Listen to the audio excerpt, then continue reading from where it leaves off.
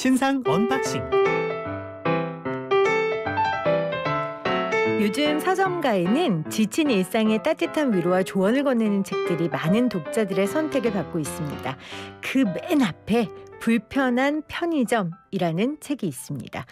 교보문고 30위 중 한 1위, 15만 부 이상 팔린 힐링 도서 불편한 편의점이 오늘 신상 언박싱의 주인공입니다. 신상인 듯 신상 아닌 신상인 책, 불편한 편의점 김호연 작가와 함께합니다. 작가님 안녕하세요. 안녕하세요. 소설가 김호연입니다. 네, 제가 신상인 듯 신상 아닌 신상인 책이라고 소개한 이유는 이 책이 나온 지 꽤 됐죠? 예, 작년 4월에 출간되었습니다. 작년 4월에 출간됐는데 지금까지 1위예요. 이렇게 많이 사랑받을 거라고 알고 계셨어요? 전혀 예측할 수 없었죠. 예, 저희 업계에서는 이 흥행은 신의 영역이라 그러거든요. 예, 저희 일반인들로서는 알 수가 없고요. 제 작품은 이제 대중에게 책이나 영화로 완성되어 보여지는 것만으로도 저는 이제 기적이라고 생각하거든요. 흥행은 다 제가 건드릴 수 있는 문제가 아니고요. 책이 4월에 나왔을 때만 해도 이제 바로 이렇게 인기를 얻지 못했고 잔잔하게 좀 움직이다가 여름 시장 지나면서 조금씩 더 올라왔던 것 같아요. 예. 출간한 것만으로도 기적이라고 생각하셨는데 작가님은 이렇게 많은 사람에게 사랑을 받으니 더 감격스러우실 것 같아요. 예, 영광입니다. 네.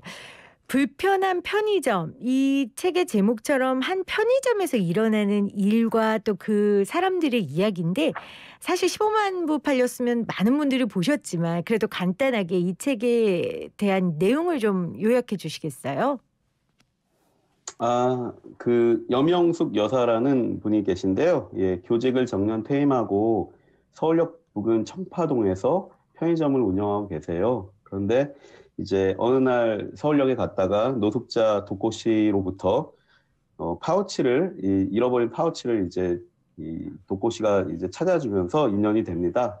그래서 이제 겨울에 이제 갈 데가 없는 노숙자인 도꼬 씨가 자기에게 잘해주고 그리고 성의를 보이는 걸 보고 마침 이 자리가 빈 편의점 야간 알바 자리를 제안해서 네. 이 노숙자 도꼬 씨가 편의점 야간 알바를 하면서 이야기가 시작됩니다. 말씀하신 것처럼 독고가 사장님의 분신물을 찾아주고 그게 시작이 돼서 자신의 편의점에 저녁 알바 자리까지 하게 되는 거예요. 근데 사실은 지갑을 찾아준 일에 감사를 표할 수도 있고 또 노숙자에게 식사 한 끼를 대접할 수는 있지만 자신의 사업장에 일을 주는 건 쉽지 않은 일일 것 같아요. 이 사장님은 독고 씨의 어떤 점을 보고 그런 결심까지 하게 되신 걸까요?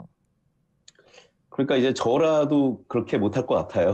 맞아요. 그런데 이제 염여사라는 캐릭터를 만들 때 그런 좀 마음 씀씀이와 헤아림이 있는 캐릭터를 만들고 싶었어요. 그래서 이제 개연성을 만들기 위해서 선한 사마리아인이라는 설정을 했기 때문에 어떤 종교도 있는 분으로 했고요. 그리고 직업 역시 이제 학생들을 많이 살펴보고 그래서 안목도 있고 그런 이제 인자하신 선생님으로 설정을 했습니다. 그래서 그렇게 잡았고 무엇보다 이제 책을 읽어보신 분은 알겠지만 갑자기 야간 알바 공백이 생겨요. 마침. 그래가지고 염여사님이 야간 알바를 하다가 봉변도 당할 뻔하고 그런 일이 생기기 때문에 타이밍이 좋게 마침 그 야간 알바가 필요하게 됐다는 이제 극적 설정을 집어넣어서 일단 한번 써보자. 뭐 이렇게 시작한 거죠. 타이밍이라는 게 뭐 운명인 거니까요. 그 당시 모든 우주의 기운이 도와줘야 사람들이 만나고 일이 되는 거 아니겠어요?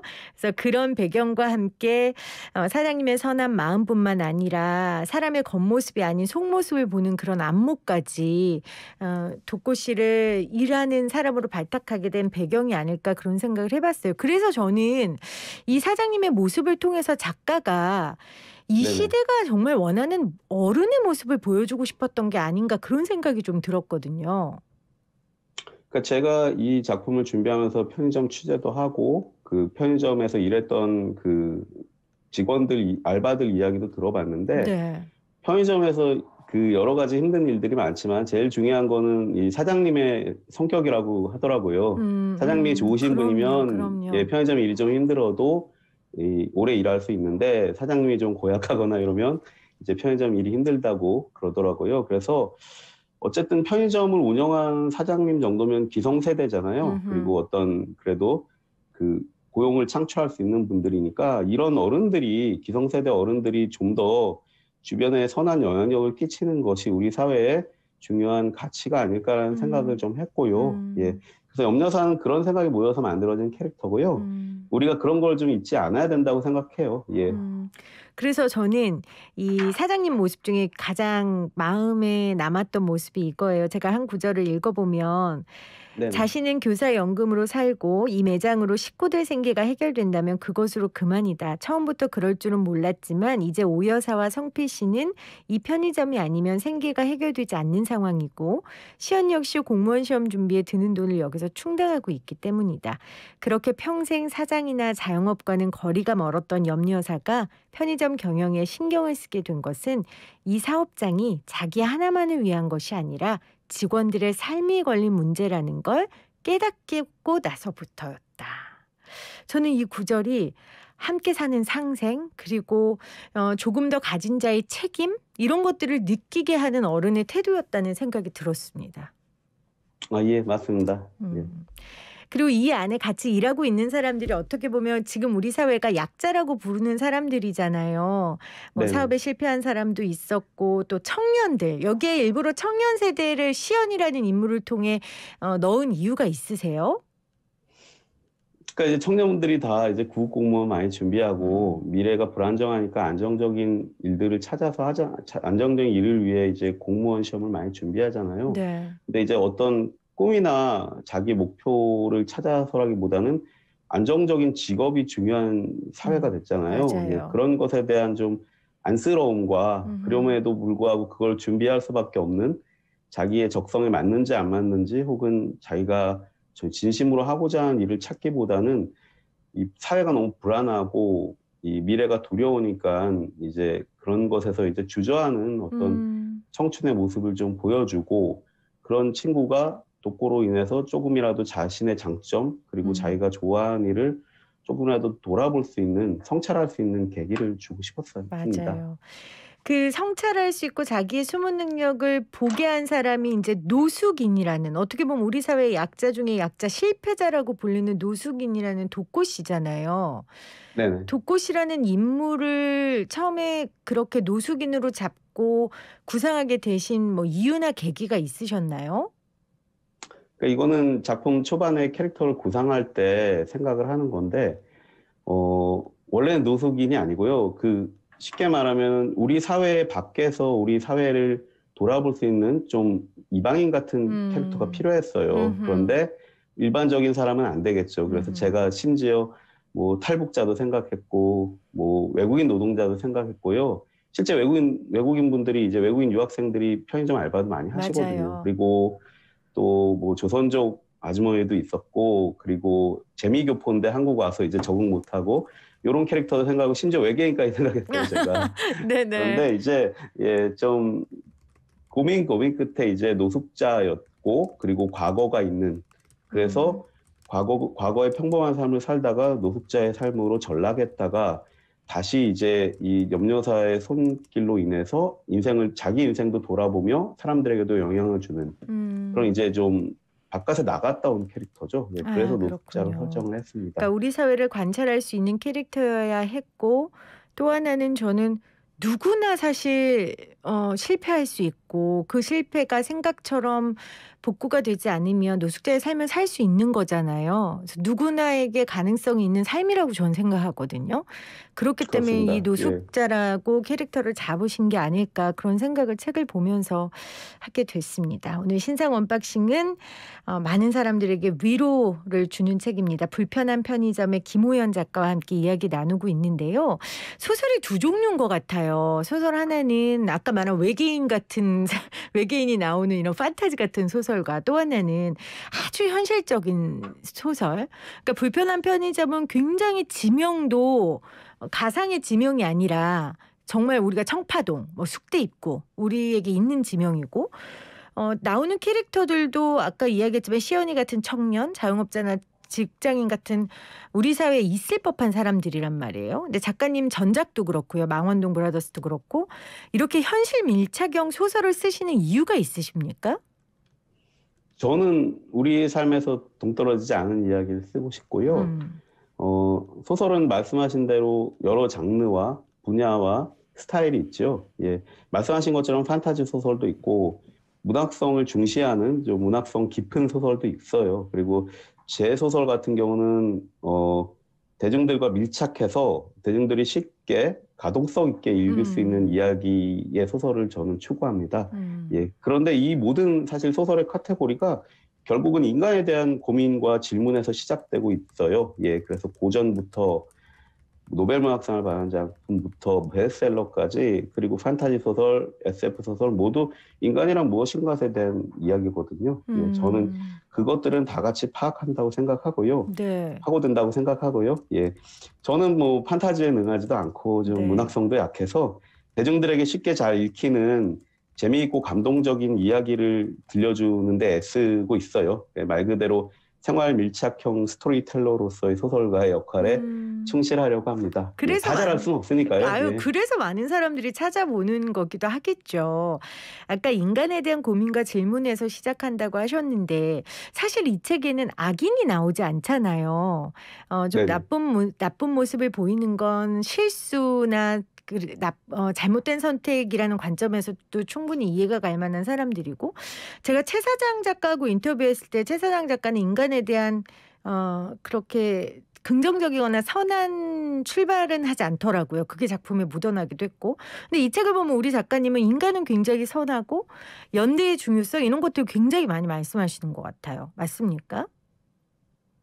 뭐 이제 뭐 흔한 그 오래된 성선설, 선악설을 떠나서 전 인간은 좀 입체적인 존재라고 생각하고요. 내 안에도 나쁜 게 있을 수 있고 착한 게 있을 수, 선한 게 있을 수 있고요. 저는 그 선한 본성에 대한 이야기와 그리고 사람이 사람과 연대하는 것에 대한 이야기를 좋아하죠.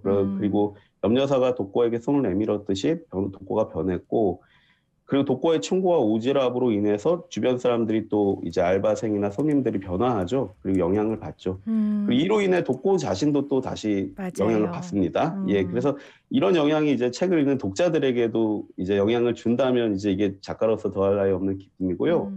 또 그런 독자들의 반응들 있잖아요. 리뷰나 한 줄 평이나 감상 평들을 보고 작가인 저 역시 변화됩니다.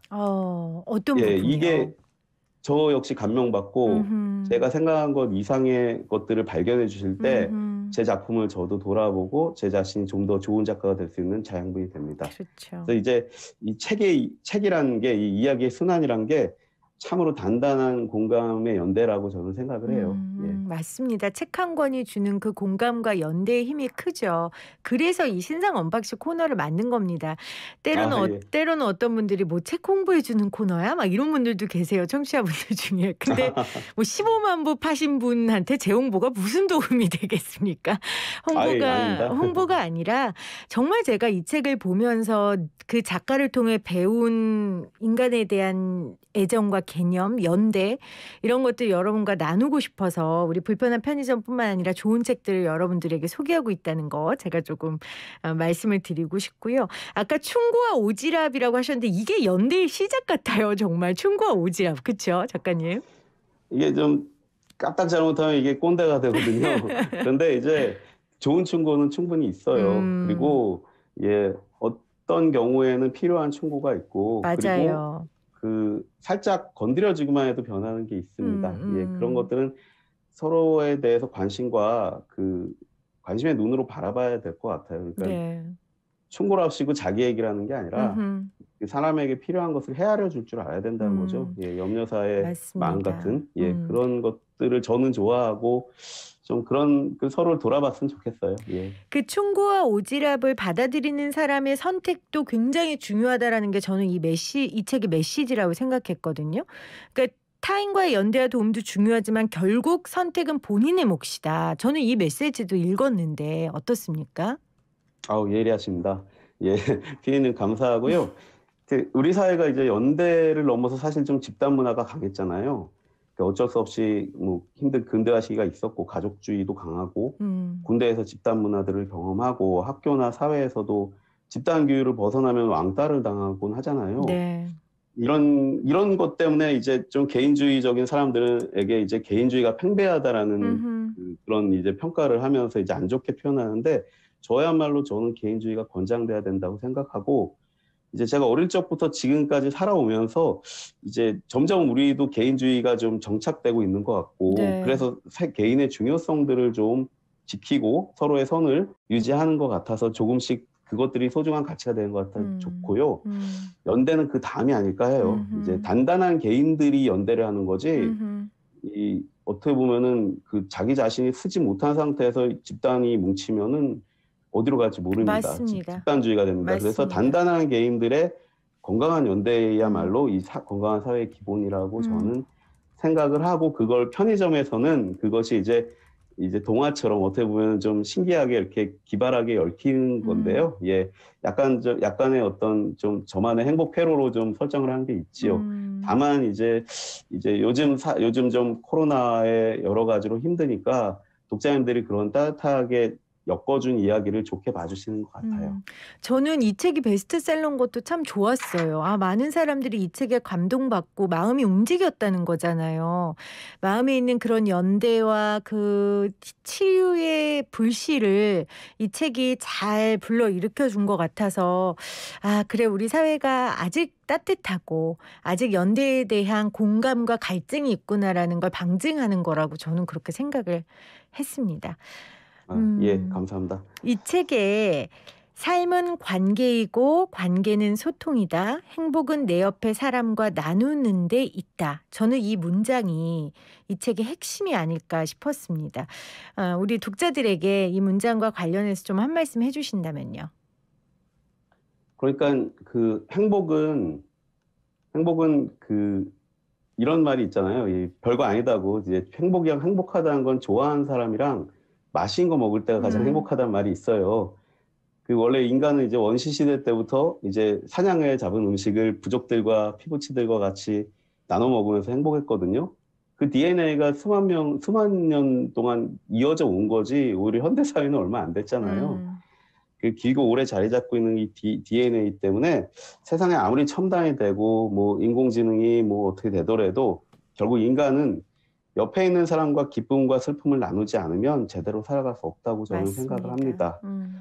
예, 독자 여러분이랑 방청객 여러분, 그리고 저 PD님 모두 오늘도 좋아하는 사람과 맛있는 음식 나누시면서 음. 삶의 작은 행복을 놓치지 않으시길 바라겠습니다. 아유, 감사합니다.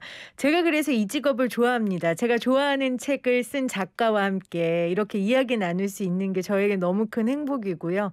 그 행복을 우리 청취자분들께 전달해 드릴 수 있는 게 또 저의 감사이기도 합니다. 작가님 감사하고요. 앞으로도 이런 작품들을 통해 정말 우리에게 필요한 따뜻함 또 치유 건네주시기를 간절히 부탁드립니다. 고맙습니다. 예, 감사합니다.